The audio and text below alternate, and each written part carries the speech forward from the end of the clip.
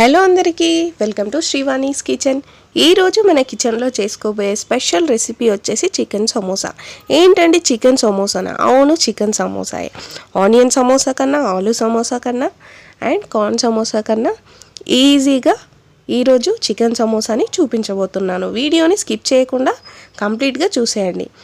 And మీకు full video కావాలంటే డిస్క్రిప్షన్లో లింక్ ఇస్తాను, ఖచ్చితంగా వెళ్ళి చూసేయండి. దీనికోసం నేను ఒక 2.5 కప్స్ ఆఫ్ మైదా తీసుకున్నాను.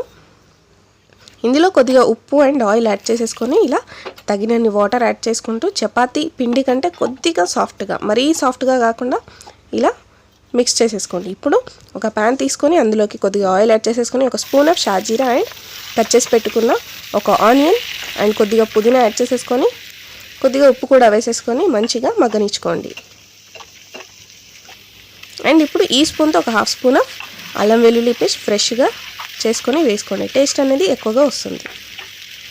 అండ్ పచ్చివాసన పోయేంత వరకు ఫ్రై చేసేసుకొని ఇలా చిన్నగా కట్ చేసి పెట్టుకున్న చికెన్ని ఇందులోకి యాడ్ చేసుకొని ఒక 1 మినిట్ కలిపేసుకొని కొద్దిగా ఉప్పు అండ్ కొద్దిగా పసుపు అండ్ కొద్దిగా మిరియాల పొడి ఇలా ఒకసారి కలిపేసుకొని మూత పెట్టేసుకొని ఒక 10 మినిట్స్ పాటు కుక్ చేస్తే ఇలా అవుతుంది. సో ఇప్పుడు ఒక క్యారెట్ ఇందులోకి యాడ్ చేసుకోండి.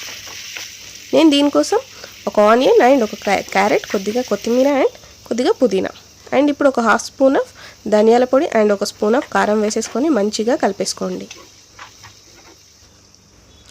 అండ్ దీన్ని ఒక 10 మినిట్స్ పాటు ఇలానే పెట్టేసుకొని ఇప్పుడు మనం గరం మసాలా అండ్ మిగిలి ఉన్న పుదీనా అండ్ కొత్తిమీరని ఇందులోకి యాడ్ చేసుకోండి. ఇంతే అండి, మనకి సమోసా స్టఫ్ అనేది రెడీ అయిపోయింది. ఇప్పుడు దీన్ని పక్కన పెట్టేసుకుందాం.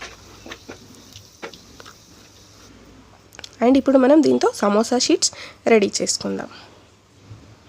అండ్ మీకు సమోసా షీట్స్ ఇంత ఈజీగా ఎలా వస్తున్నాయి అనేది ఫుల్ వీడియోలోకి వెళ్ళి చూడండి, మీకు క్లారిటీ వస్తుంది.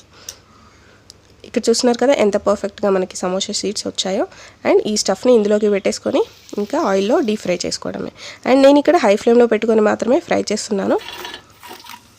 చూసారు కదా ఎంత పర్ఫెక్ట్గా వచ్చాయో మనకి సమోసాలు. థ్యాంక్ యూ అండి, థ్యాంక్ యూ ఫర్ వాచింగ్.